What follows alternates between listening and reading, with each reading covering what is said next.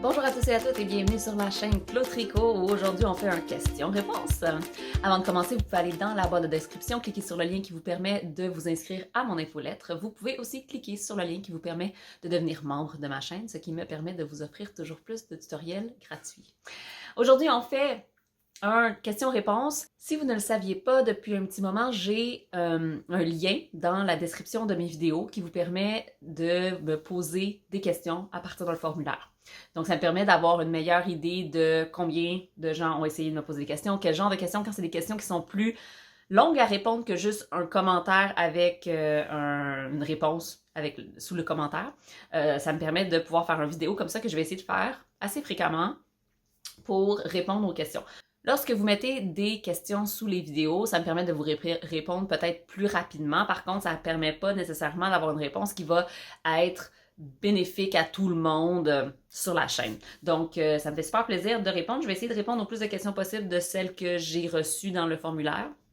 Et on va continuer. Des fois, c'est des choses qui sont reliées à des techniques. Des fois, c'est plutôt des questions, ça peut être des questions plus personnelles, ça peut être plein de choses. Et faites-vous-en pas avec tout le bordel derrière ici. J'ai à peu près 15 projets sur mes aiguilles en ce moment. C'est l'enfer et ça ne changera pas d'ici peu. Donc, la première chose, j'ai quelqu'un qui me dit « Bonjour Claudia, je viens d'écouter ta vidéo sur les anges, je l'ai trouvée très intéressante. Pour aller plus loin, est-ce que tu pourrais faire une vidéo sur le même sujet, mais en fonction du type de laine?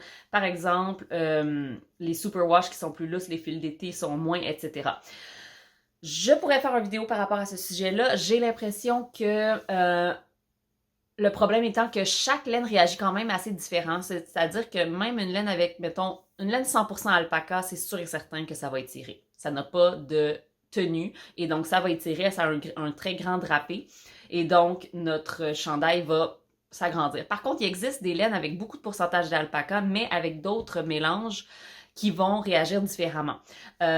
C'est un peu difficile de faire une vidéo qui est très précise sur ces choses-là parce que même moi, j'essaie avec la laine que j'essaie des nouvelles laines, je teste et des fois, ça fonctionne moins bien que ce que je pensais. Des fois, les laines que j'ai choisies s'étirent trop ou pas assez, sont pas assez drapées, trop raides, etc. C'est beaucoup une question d'expérience, une question d'essayer, mais je vais faire une vidéo sur les différents types de fibres éventuellement, ça c'est certain parce que tu n'es pas la seule personne qui m'a demandé cette question-là et donc ça va me faire plaisir de parler des fibres en général.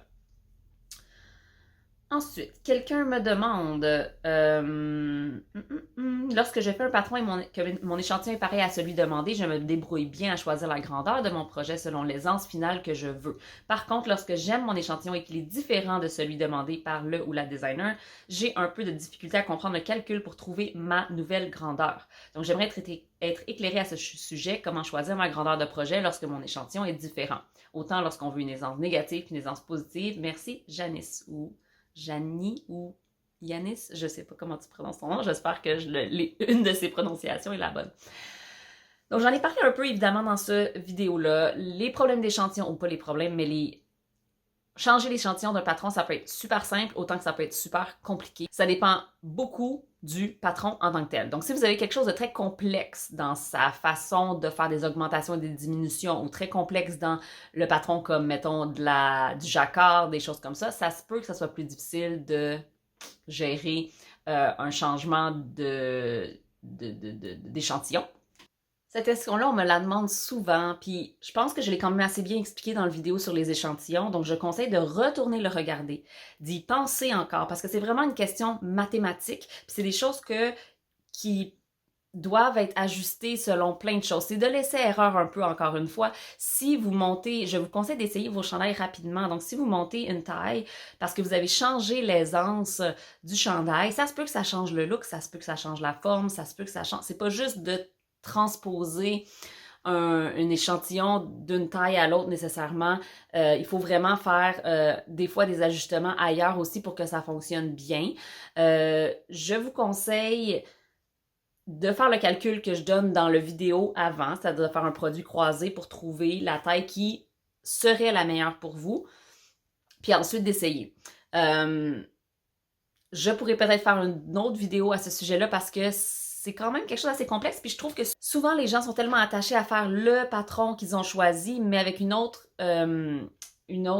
échantillon. En général, moi, ce que je conseille, c'est de, avec l'échantillon que vous aimez, de juste changer de patron. Souvent, on peut trouver des patrons qui ont des similarités, puis s'il y a des petits détails, des fois, c'est plus facile de changer le détail du patron que de changer l'échantillon au complet parce que le patroniste a pris vraiment beaucoup de temps pour faire toutes ses proportions correctement.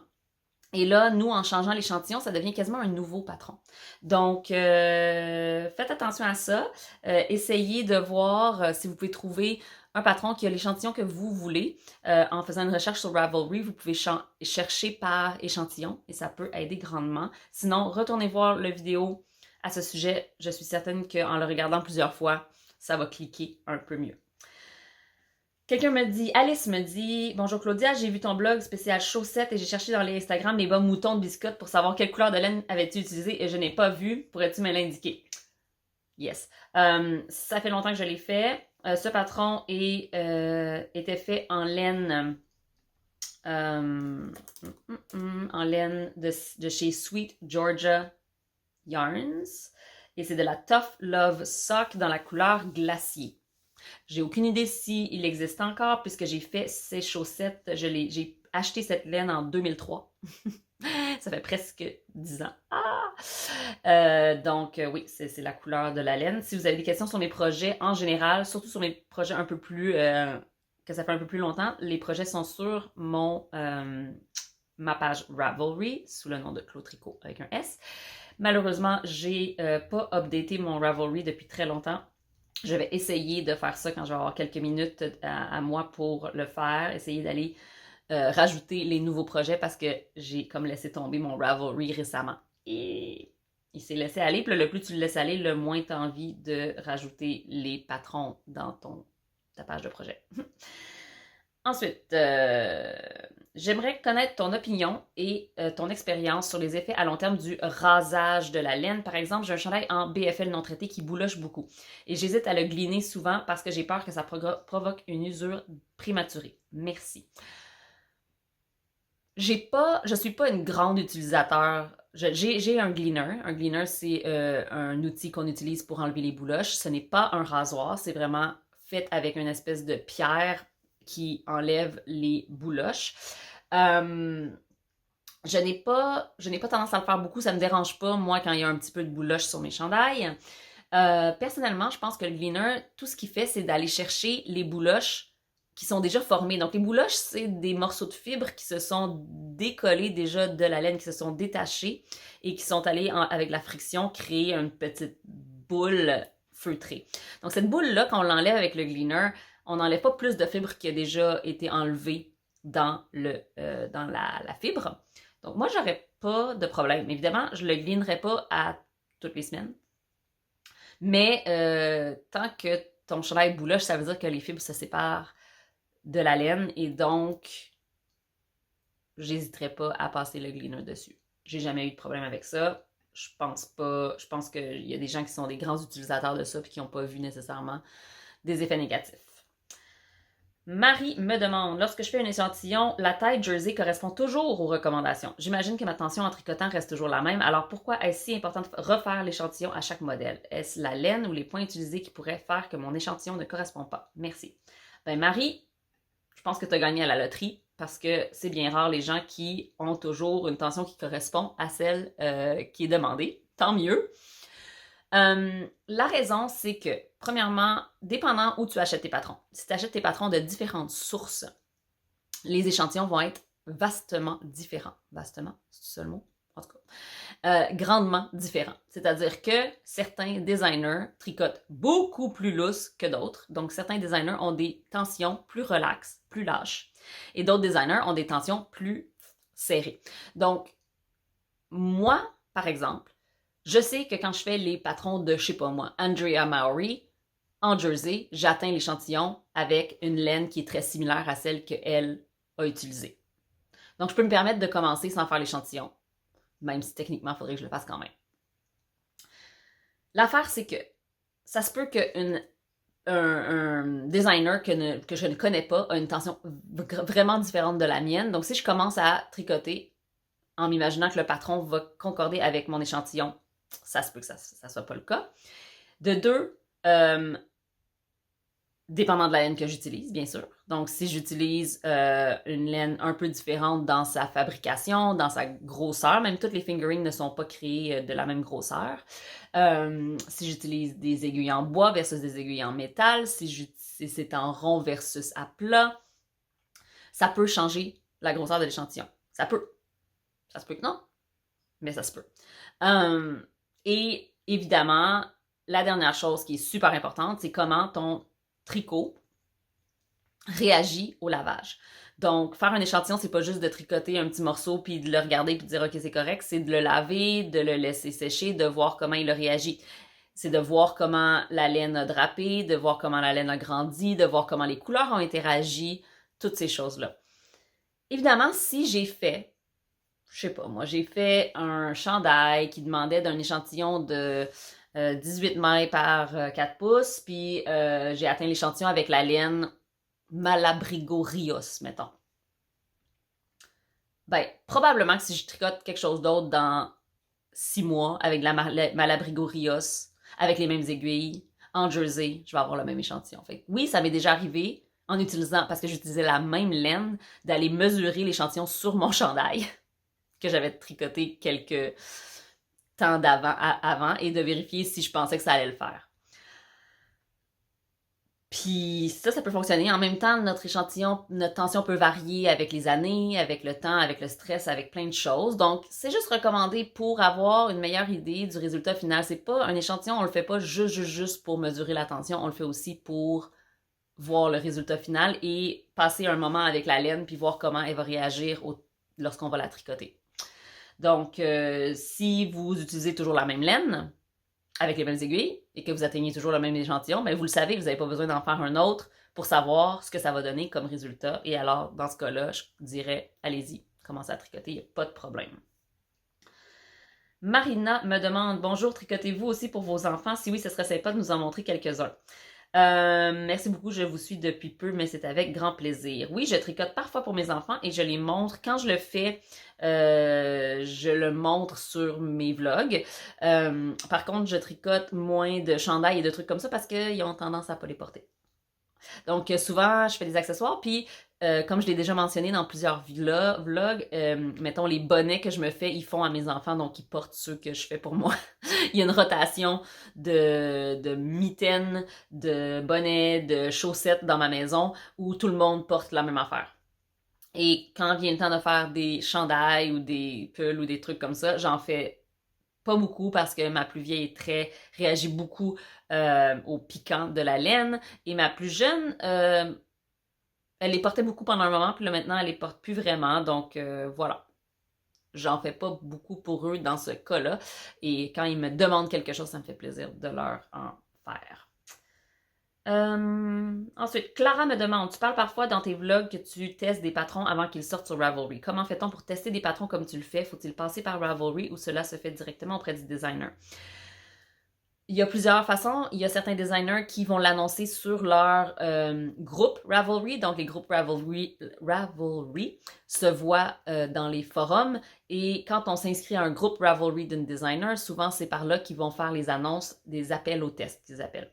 Donc, quand ils ont un patron prêt à être testé, ils vont mettre un sujet en disant qui veut tester ce patron. Dans les dernières années, il y a aussi de plus en plus de patronistes qui mettent leur patron en test sur Instagram et sur Facebook, des fois dans des groupes de tricot comme Vive la laine sur Facebook. Les patrons, les designers québécois souvent vont faire un appel au test sur Vive la laine ou sur Instagram, il faut juste être à l'affût, être là quand les annonces sont envoyées. Puis des fois, évidemment, quand on devient quelqu'un qui a travaillé plusieurs fois à faire un test pour un certain designer, évidemment, des fois, on fait partie de la petite liste privilégiée qui a une demande de test à l'avance. Comme quand Camille Descoteaux a un nouveau patron qu'elle pense que je vais aimer, elle m'envoie l'information en me disant « Hey, j'ai un test qui s'en vient, voudrais-tu le faire? » avant même que moi j'ai besoin de la contacter. Mais ça prend du temps et de l'habitude. Mais je vous dirais sur Ravelry, sur le groupe des designers et sur Instagram, sur leur profil et sur des groupes comme Vive la laine où il y a beaucoup, beaucoup de gens, les appels au test vont être annoncés. Allô Claudia, ma géniale maman a fait un magnifique sew faded pour ma fille de 5 ans et l'a fait assez grand pour qu'il dure longtemps. Par contre, le montage au col commence à être serré à passer autour de sa tête. Je pense que c'est un montage classique en long tail. J'aimerais le défaire pour y mettre quelque chose d'élastique, style rabattage à l'aiguille, mais c'est le montage. Comment je pourrais m'y prendre? Est-ce que ça se peut défaire un cast-on et le changer en rabattage? Merci. Et ça, c'est Véro qui me pose la question. Oui, ça se peut. Déjà là, le sew faded, faudrait que tu demandes à ta maman comment elle a monté, parce que si elle a fait vraiment un sew faded, celui que moi je me suis fait, ça commence en bas du col et on reprend le col après. Donc on fait un montage en long tail alentour qui va être plus large en fait, et ensuite on reprend des mailles tout le tour pour faire les côtes et rabattre. Si c'est le cas, c'est super facile. On défait le rabattage, on défait le col, et après ça, on vient reprendre plus de mailles autour si on veut agrandir le col, ou même le même nombre de mailles et juste changer le rabattage pour quelque chose de plus élastique. J'adore les constructions de chandails qui sont faites comme ça parce que justement, ça permet d'ajuster le col selon nos besoins, même une fois le chandail terminé. Si elle a fait un montage long tail, elle a commencé à tricoter, oui, c'est possible de défaire un montage. Ce que je ferais, moi, c'est justement d'aller mettre une aiguille ou un fil de survie à la base des côtes, au complet, donc juste à la base des côtes. Et les côtes, on ne peut pas les défaire à l'envers, le fil se brise, donc le fil se coince sur lui-même. Donc, dans ce cas-là, je couperais où est-ce que j'ai mis mon fil de survie, je viendrais couper là et j'enlèverais carrément le col pour en tricoter un nouveau à partir du bas vers le haut. Ça serait ma solution. Ensuite, Emmanuel me dit bonjour, j'ai beaucoup progressé en 2 ans grâce à vous, merci beaucoup. Le tricot est vraiment devenu ma passion, je partage avec mon entourage et j'arrive même à faire tricoter des personnes qui ne pensaient pas le faire. J'aime faire des couvertures bébés en guise de cadeau de naissance et jusqu'ici je brodais des motifs car je n'étais pas satisfaite de mon jacquard, un peu serré. Comment faire pour ajouter la couleur? Je pense que c'est une question qui est vraiment à propos de mon jersey double, c'est ça. Comment faire pour ajouter la couleur sur un rang de 80 mailles au départ qui doit rester à 80 mailles? Dans ce cas, il faudrait que j'augmente d'une maille à chaque maille pour avoir le double. Ça ferait une double épaisseur sur la partie de la couverture. Pour créer le motif. Merci de votre retour. Donc, c'est une question un peu... Il y a quelques options que vous pouvez faire. Donc, si vous voulez faire du jacquard double, comme j'ai montré dans la vidéo pour le tricot double, le jersey double, ça serait du jacquard double. Oui, il faudrait rajouter une maille. Dans le fond, on pourrait faire un tricot à l'endroit et à l'envers dans la même maille, à chaque maille, pour rajouter les mailles qui vont être à l'arrière. Ça pourrait être une option. Si vous aimez faire des motifs qui sont pas nécessairement du jacquard, genre au travers de tout le patron, mais qui sont plus des spots de couleurs, des gros motifs, on peut y aller en intarsia. Si vous allez en aller-retour, l'intarsia, c'est vraiment une bonne technique pour faire ce genre de projet. Ou on peut aussi faire du jacquard que j'ai déjà mis en vidéo. Ça s'appelle le jacquard Ladderback. Ladderback, où on fait passer nos fils à l'arrière de façon à ce que ça soit assez élastique et où on verra pas les flottes. Ça voudrait dire que ça serait des motifs très séparés dans ce cas-là aussi. Sinon, si vous faites du jacquard où il y a vraiment beaucoup de changements de couleur, le jacquard régulier, c'est encore ce qu'il y a de mieux. Il faut juste travailler sa tension puis faire attention de ne pas serrer nos mailles ensemble. Donc, tout ça sont des options qui vont donner des résultats un petit peu différents. Ensuite, on me demande... Ah oui, je suis intriguée par le mot que tu as employé dans ton dernier live, le mot ribbing. Je ne suis pas certaine de l'écriture de ce mot anglais. Qu'est-ce que ça veut dire? Ribbing, c'est les côtes. Le ribbing, c'est les côtes, c'est c'est vraiment le nom en anglais qu'on utilise pour parler de code, donc des codes 1, 2, 2, 3, 3, tous les types de codes, ça s'appelle ribbing, R-I-B-B-I-N-G, et c'est ce qui est utilisé ici dans le bas des chandails, dans le haut pour le col, du ribbing en anglais. Nancy me demande comment faire un jeté inversé à l'endroit. Je pense que mon vidéo sur les jetés vont pouvoir expliquer ça, mais un jeté inversé, c'est de renverser le montage de notre jeté. Donc, je ne vais pas vous montrer ça parce que si je vous montre ça, vous allez voir le projet de Steven West. Donc, si vous faites le MCAL, je ne veux pas vous donner des cues. Mais, habituellement, allons-y. Si je fais un jeté régulier en tricot à l'endroit, je viens devant mon aiguille et je tourne vers l'arrière et je continue à tricoter, n'est-ce pas? Si je veux faire un jeté inversé, je reste en arrière et je passe vers l'avant et je reviens en arrière et je tricote. Donc, à l'anglaise, si je veux faire un jeté inversé, je reste en arrière ici et je passe par-dessus mon aiguille et je reviens en arrière pour faire un jeté qui, en fait, passe.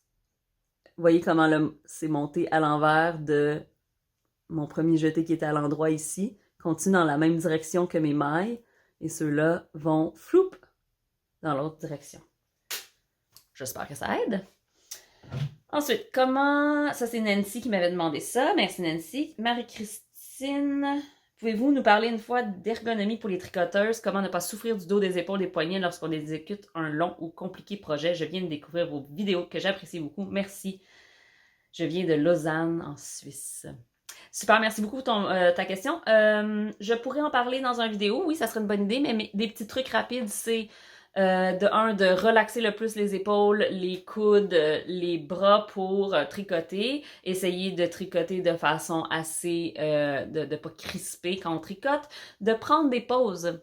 Tu sais, toutes les 20 minutes, de prendre des pauses, d'étirer, de s'étirer un peu, de bouger nos poignets, de faire du stretching une fois de temps en temps.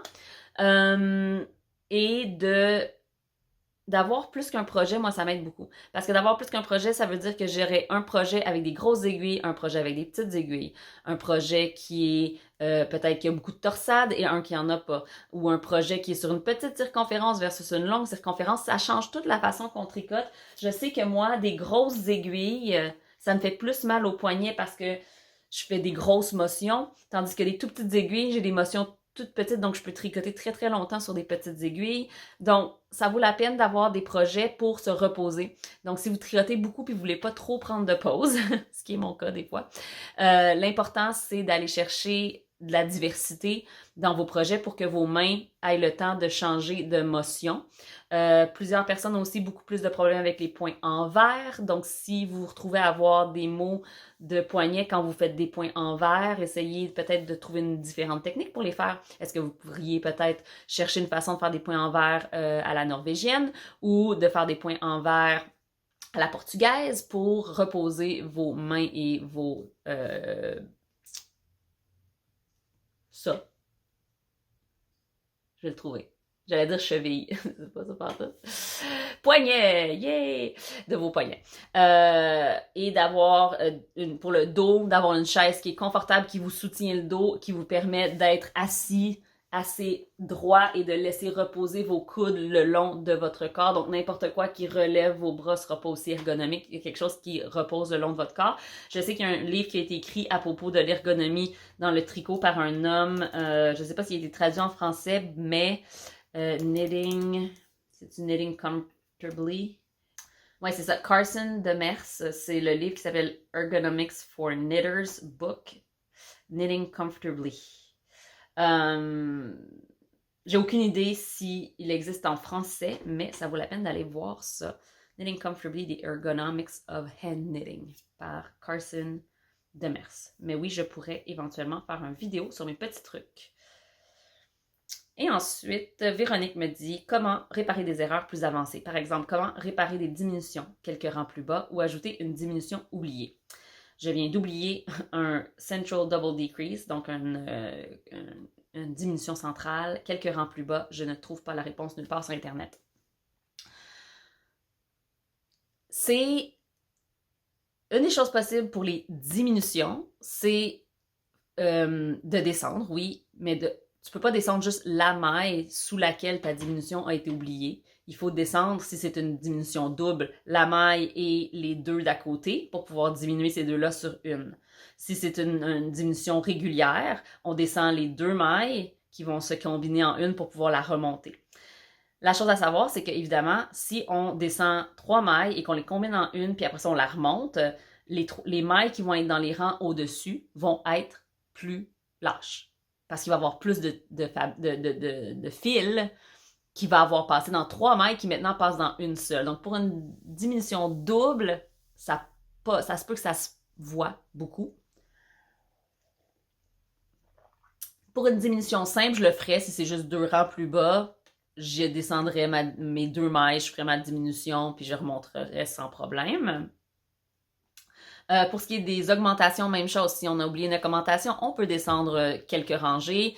Faire l'augmentation, si c'est une augmentation intercalaire, mettons, la faire dans la barre qu'on a... En fait, on n'a même pas besoin de descendre une maille, on a juste besoin d'aller chercher la maille. C'est juste que ça va nous faire des mailles plus petites qu'on va la remonter. Donc, il faut savoir que la tension va un peu changer si on ajuste des augmentations, des diminutions par après sans défaire tous les rangs au complet. Et il faut voir si ça nous convient ou si on n'aime pas le résultat. Mais ça vaut la peine de l'essayer. Puis une fois on l'a fait, si ça nous dérange vraiment, ben là, on va devoir défaire les rangs au complet. Par contre, s'il y a plusieurs diminutions qui ont été oubliées, ou si une diminution ou une augmentation a été oubliée plus bas, puis qu'entre-temps, on en a fait d'autres, ça va être vraiment complexe parce qu'il faut s'imaginer que s'il y en a 2 combinés ici, puis là, il y en a 2 combinés là, puis là, ici, on a oublié. Quand on va défaire, il faut défaire 1, 2, plus 2 autres, plus une autre ici, il faut en défaire comme 4 pour arriver à refaire notre diminution à la bonne place. On commence à jongler avec des choses un peu plus intenses. Donc voilà pour les questions que j'avais aujourd'hui sur mon fichier. J'espère que ça a répondu à certaines questions, puis j'espère que ça vous a appris des choses à ceux qui n'avaient pas posé de questions. Et donc, n'hésitez jamais à poser des questions dans mon document. Et n'oubliez pas qu'en ce moment, j'ai un cours de brioche, un cours de chaussettes et un cours débutant disponible sur mes cours en ligne sur mon site web. N'oubliez pas de me donner soit un petit pouce en l'air, un commentaire sous la vidéo et de vous abonner si ce n'est pas déjà fait. Je vous souhaite une super bonne journée avec plein de tricots. Bye!